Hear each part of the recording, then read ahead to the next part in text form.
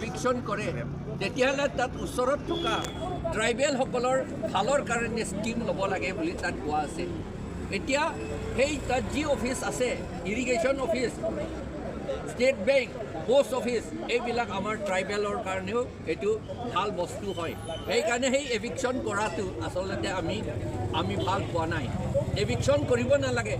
যদি সেইবিলাক এভিকশ্যন কৰে, সেই অফিচবিলাকতো কাউন্সিলৰ অফিচ, এইবিলাক কাউন্সিলৰ আণ্ডাৰৰ অফিচ, এইটো কাউন্সিলৰ আণ্ডাৰতে থাকে এইবিলাক অফিচ।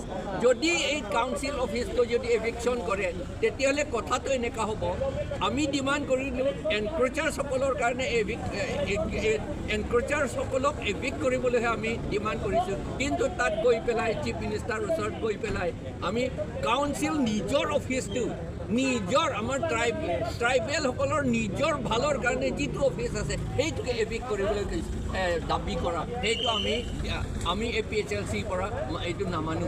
এনেকুৱা কৰিবলৈ আমি কোৱা নাই। তাত ভেটেনেৰী ডিপাৰ্টমেণ্ট হাতত থাকিব লাগে, ঘাঁহে ৰুব লাগে, ম'হ ছাগলী গৰুহে তাত পুহিব লাগে।